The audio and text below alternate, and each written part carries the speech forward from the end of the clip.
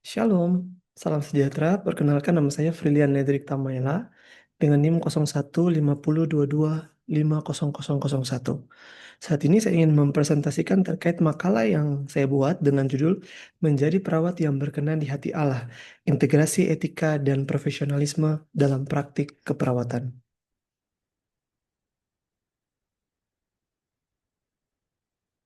Fokus dari makalah saya adalah mengintegrasikan 12 konsep etika dan isu keperawatan dengan nilai profesional, moral, dan kekristenan.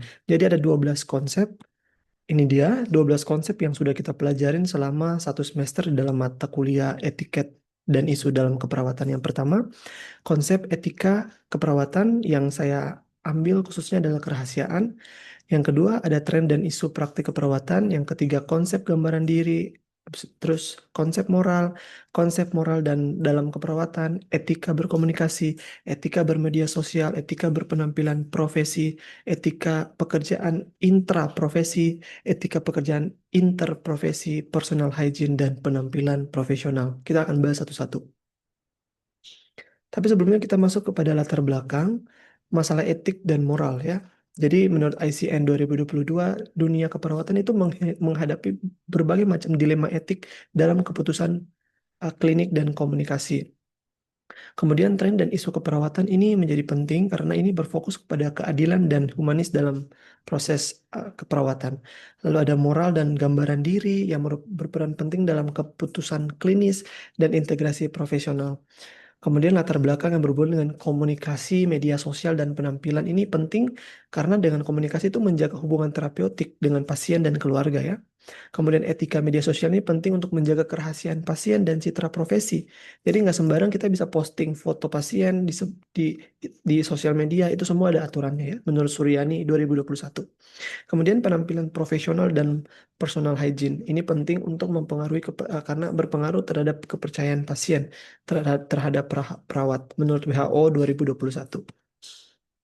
Kemudian ada etika kerja dan kolaborasi. Ini etika kerja dan kolaborasi ini penting untuk meningkatkan asuhan keperawatan secara intraprofesi. Jadi ada intraprofesi, yaitu hubungan perawat dengan perawat, itu sejawat. Kemudian in, interprofesi itu adalah hubungan perawat dengan profesi lain seperti dengan dokter, apoteker, uh, gizi ya. Ini tujuannya untuk meningkatkan asuhan keperawatan dan juga memberikan pelayanan yang holistik kepada pasien.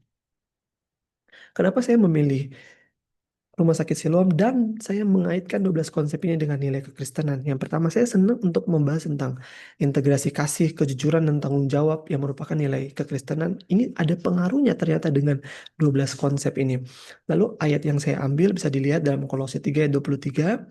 Lalu Rumah Sakit Siloam Bekasi Timur ini dia menerapkan ya, ada satu istilah namanya compassionate care, yaitu mencerminkan nilai kekristenan dalam praktik keperawatan. Ini memudahkan saya untuk mengobservasi 12 konsep etik ini dan mengaitkannya dengan nilai-nilai kekristenan. Desain makalahnya saya buat adalah pendekatan deskriptif, itu untuk hanya menggambarkan dan mengamati serta menilai ya fenomena atau kejadian nyata yang terjadi di lapangan menurut Sugiono 2019. Tempat dan waktu Rumah Sakit Siloam, lalu waktunya 7 November 2025, hanya satu hari. Kemudian metode yang saya gunakan itu ada tiga: observasi, wawancara, dan dokumentasi berupa foto. Sampelnya adalah seluruh perawat atau tenaga kesehatan yang bertugas dan bersedia diwawancara ya. Jadi kalau nggak bersedia saya nggak wawancara. Itu melanggar hak otonomi ya. Kemudian kriteria inklusinya adalah tenaga kesehatan yang bertugas dan bersedia diobservasi, lalu tenaga kesehatan yang berinteraksi langsung dengan pasien. Teknik pengumpulan data yang tadi saya sudah sebutkan, kita bisa skip aja. Kita masuk pada pembahasan. Yang pertama, konsep etika keperawatan atau yang lebih fokusnya adalah kerahasiaan.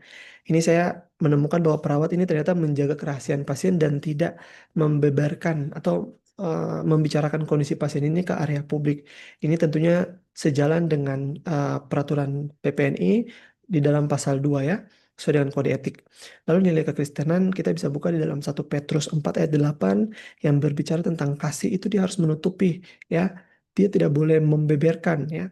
Ini adalah jadi ketika kita bisa menjaga kerahasiaan itu adalah bentuk melindungi martabat pasien dalam bentuk kasih. Kemudian tren dan isu yang saya temukan, ternyata isu yang terdapat di dalam um, praktek di Rumah Sakit Siloam itu ternyata beban kerja yang tinggi dan kurangnya tenaga itu mempengaruhi kedisiplinan dokumentasi, ya. Kemudian analisa saya menjadi tantangan etika profesional dalam menjaga mutu pelayanan tentunya kalau misalnya uh, beban kerjanya tinggi sedangkan tenaga kesehatannya menurun, ya.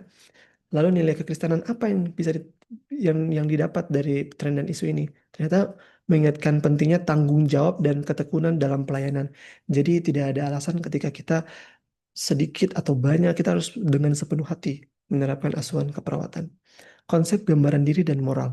Saya temukan perawat menunjukkan citra diri positif, percaya diri, ramah, dan sopan dalam berinteraksi, ya. Analisisnya, citra diri profesional mencerminkan pemahaman moral pribadi yang baik, nilai kekristenan, tubuh dan perilaku adalah cerminan karakteristik Kristus.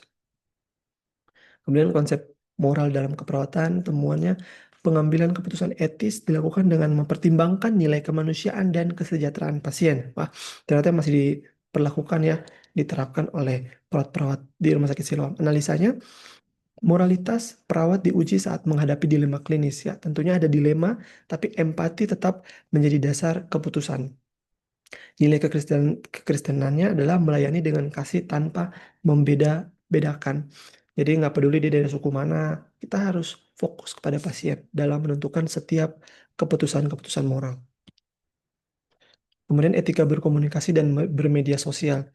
Itu ditemukan komunikasi terapeutik diterapkan dengan baik, namun sebagian masih belum memahami batas etika di media sosial. Analisa saya adalah diperlukan edukasi lanjut agar citra diri profesi tetap terjaga. Nilai kekristenan hendaklah perkataanmu selalu penuh dengan kasih. Kalau kita punya kasih, kita nggak sembarangan posting apapun yang berhubungan dengan pasien di sosial media, ya, karena itu sangat berdampak buruk untuk kita dan juga profesi kita. Etika penampilan dan hygiene. Personal hygiene ditemukan bahwa mayoritas perawat tampil rapi dan sopan, ya, sesuai dengan standar rumah sakit. Namun beberapa masih kurang disiplin dalam hal mencuci tangan. Analisis saya adalah menunjukkan kesadaran dari fenomena yang ditemukan, ternyata mayoritas menunjukkan kesadaran profesional yang baik, profesionalitas yang baik, namun perlu peningkatan kedisiplinan soal mencuci tangan, ya. Kemudian nilai kekristenan yang saya dapat adalah menjaga kebersihan adalah bentuk menghormati tubuh yang adalah bait Tuhan, ya. Kita bisa buka dalam 1 Korintus 6 ayat 19. Kemudian etika pekerjaan intraprofesi dan interprofesi ini temuan saya adalah kolaborasi antar perawat dan antar profesi cukup harmonis, ya, didasari eh, rasa saling menghargai. Kemudian analisa saya adalah etika kerja tim menjadi kekuatan utama dalam pelayanan rumah sakit Siloam. Luar biasa. Nilai kekristenan yang didapat adalah hendaklah kamu sehati, sepikir, hidup dalam kasih dan kerendahan hati. Filipi 2 ayat 2. Kesimpulannya, kesimpulan umum itu ada penerapan etika keperawatan di Rumah Sakit Siloam Bekasi Timur itu ternyata berjalan baik. Kemudian nilai profesional terlihat pada disiplin tanggung jawab dan komunikasi. Tantangan konsistensi personal, hygiene dan tekanan kerja tinggi, tapi perlu pembinaan berkelanjutan dan pelatihan etika rutin. Kemudian implikasi nilai kekristenan. Yang pertama, nilai kasih dan pelayanan tanpa pamrih memperlakukan penerapan etika keperawatan. Kemudian integrasi iman Kristen ternyata membantu perawat di Rumah Sakit Siloam itu memahami bahwa melayani pasien itu adalah bentuk ibadah. Lalu yang ketiga, etika profesional, moral kerja dan nilai Kristiani menjadi fondasi perawat yang berkenan di hati Allah. Semua berjalan dengan baik, luar biasa. Saran saya punya 4 saran. Yang pertama adalah rumah sakit perlu mengadakan pelatihan etika dan komunikasi terapeutik secara berkala. Kemudian supervisi rutin untuk memastikan penerapan hand hygiene yang tadi saya bilang masih menjadi kekurangan. Dan penampilan profesional, ya, biar semua tuh berjalan dengan baik. Kemudian peningkatan refleksi iman dalam praktik pelayanan agar etika dan kasih berjalan seimbang. Lalu yang keempat, diharapkan perawat mampu menjadi teladan dalam pelayanan yang berintegritas dan penuh kasih. Ini daftar pustakanya. Terima kasih. Biarlah semoga Makalah saya ini dapat menginspirasi kita semua sebagai seorang perawat untuk tetap mempraktekkan nilai-nilai kekristenan yang selaras dengan prinsip-prinsip etika keperawatan. Tuhan memberkati. Shalom. Terima kasih Bapak dan Ibu.